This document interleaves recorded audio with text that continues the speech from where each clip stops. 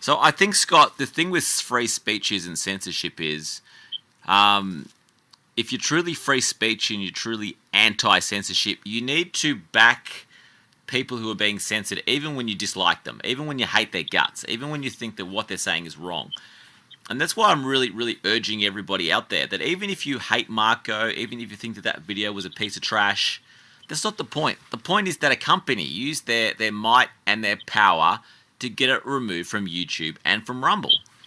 So if we can successfully this time stop the movie from being removed from YouTube, and the way we do that is to simply re-upload it over and over and over again. And if Primerica is listening right now, Primerica, if you remove that video from my channel, I will upload it another 10 times. I will start up new channel after new channel after new channel. You are not going to have this video removed from YouTube. People are going to see it. As long as I'm alive, it's going to be seen. And I'm urging everybody to do exactly the same thing, to re-upload this and re-upload this and re-upload this. They can't do anything to you legally because you're simply leaking something that has already been leaked. So to me, this is a big, big moment. This is a moment where we can send a very strong, clear message to every single MLM company on the planet that censorship is a very, very bad idea for you. And if you censor it, anything, more people will see it. What do you make of that, Scott? Do you think that even though you dislike Marco, it's important to not allow Primerica to censor videos? Well, I don't really come at it from disliking Marco. I just think that he doesn't know what he's talking about. He's stupid. It's not a matter of liking him or disliking him. It's the fact that he doesn't understand what's going on and putting out a bunch of garbage. And so it's not, I like him, I dislike him. That's all that namby-pamby, anti-MLM, Hun type activity. That's why people don't like me, because, they think I'm whatever. And so they don't like me, but they don't listen to my ideas. That's the issue I have. It's not like or dislike. It's, you're wrong. And unless you get your facts right, you're not going to get the attention of anybody, whether it's the media, the FTC, the politicians. It's not going to go anywhere unless you get the right facts down and the right approach.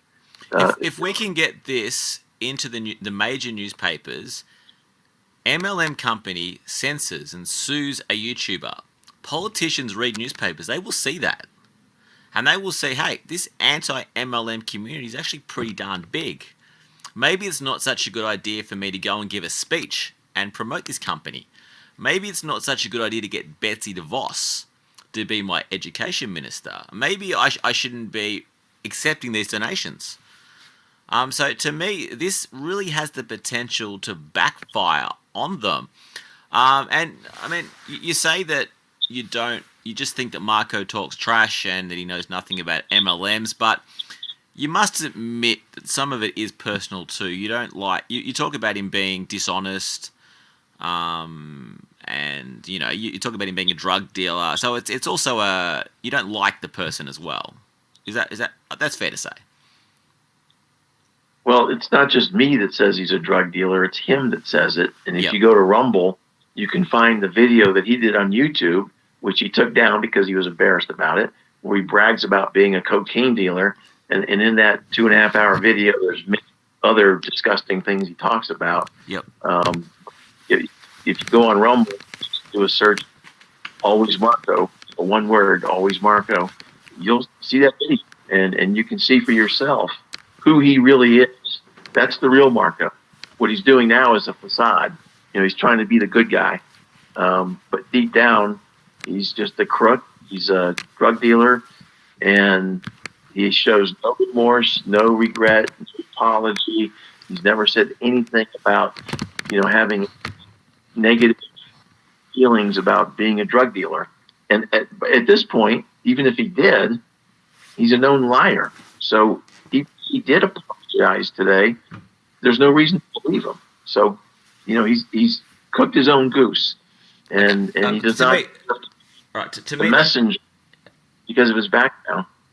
Yeah, to me, that what you've just said says to me that you don't like him. You don't like him You find it hard to give the man credit. I feel like I'm surprised that you can't say I don't like him, but he was courageous to take on Primerica. But well, let's get back to the video. What didn't you like? Like what parts of the video were just like flat out? He was saying, making statements that were false and factually incorrect. What can you give me some examples of the things that were just you just sat there and just shook your head and said, I can't believe he's saying that, he's wrong.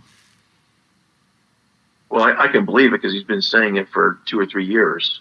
He doesn't understand what an illegal pyramid is. Yep. An illegal pyramid is where you have little to no retail sales to customers, and customers are defined as people who are not part of the MLM compensation plan. They're not distributors. And so, again, language is important.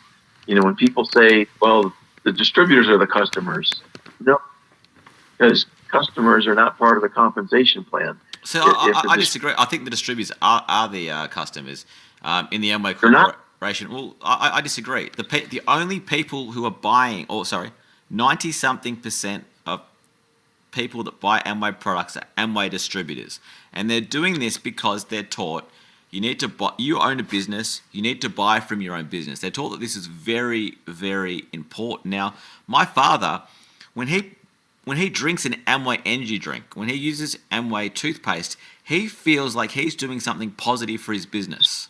And that's the only reason why he's buying that overpriced energy drink. Now, he didn't drink energy drinks before he joined Amway. He never, ever, literally, never drank an energy drink before he joined Amway. The only reason why he's drinking that drink is because he's being told that this is positive for your business.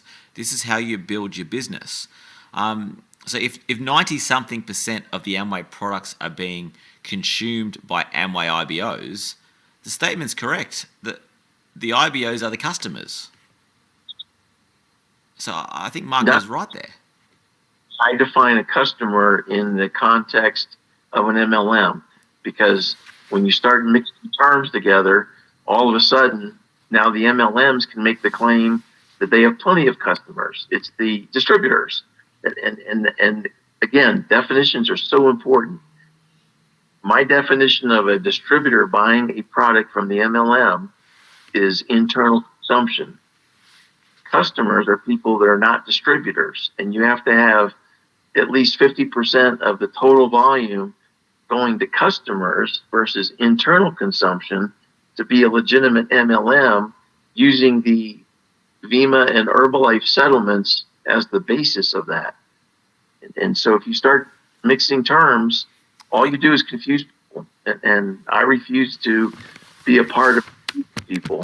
That's why I say that distributors are not customers. They're buying it, but they're not customers. But see, this is where we disagree. I don't think that Marco's audience or Marco are confused on this. I think they're very aware that the only people using MLM products from companies like Amway and Herbalife, over 95% of the products are being consumed by other by MLM participants. So I don't think anyone's confused on this. The problem is that the products are not going outside the circle. The only way that this can be an actual business would be if 95% of the products were going to non-people who are IBOs or distributors or whatever you want to call them.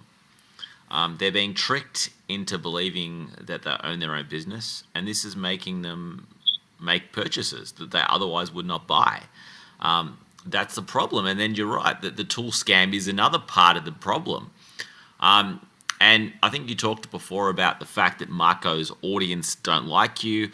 I think you'll find that a lot of Marco's audience are people like me and Mad Dog, where we agree with you 110% that the Amway Tool Scam is a huge problem. We agree with you about the lack of retail sales. But we do disagree with you on certain points about people like Marco not understanding the business and the idea that it's possible to run an MLM company correctly. The whole structure revolves around tricking people into thinking they can become millionaires. And that then, if you can convince somebody that you can become a millionaire if you do what I tell you to do, you can then convince them to do things that are completely and utterly irrational and illogical, like buying an energy drink that costs $13, $14 a litre. Buying toothpaste that costs 6, 7, 8 times more than that of the toothpaste at the local shop. You can then convince them to listen to Amway tapes for 10 hours a day. My father would listen to Amway tapes for 10, 12 hours a day, every day. He's done this for decades on end. Now, you can't convince someone to do that unless you first convince them that I can make you a multi-millionaire. This is how to get who have fit. time freedom. So I feel like you're sort of misguided there when you say that Marco's audience just doesn't like you. I think they disagree with what you say. They disagree with your approach, but you definitely the retail sales and the tool scam. They all agree with you on that. It's undisputed. Amway has a ridiculous tool scam and it needs to be stopped. And there is a lack of retail sales. So I don't think you're that far away from Marco's audience as what you think you are. Well, they might be aware that there's not many sales to customers, but they don't understand the significance of that. That's I the think they issue. do. I think they do. And that there's a lack of retail sales. They just don't understand the significance of it. It's extremely significant. Well, I agree 100%. It's the main thing. An MLM company cannot be legitimate unless the majority of the sales are happening to actual customers, just like any business. I mean, if you had a McDonald's or a Hungry Jack's, or you call it a Burger King, if 95% of the burgers were being sold to the staff members, that would be a big problem. In order for a burger shop to be normal or legal, the majority of the burgers being sold have to be sold to people that aren't customers or owners of that franchise. If the majority of the burgers are going to people in-house, that's a big problem, and people are going to lose a lot of money.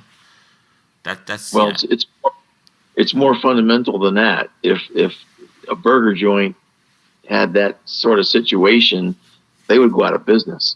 They would not be able to turn a profit. Unless you could convince the people that work at the burger shop that somehow by buying $1,000 worth of burgers a month, that's going to long-term make you a multi-millionaire. And that's what Amway's doing. They're convincing people like my father that by spending $1,000 a month on Amway products, it's not going to help you right now, but long-term, it will turn you into a multi-millionaire.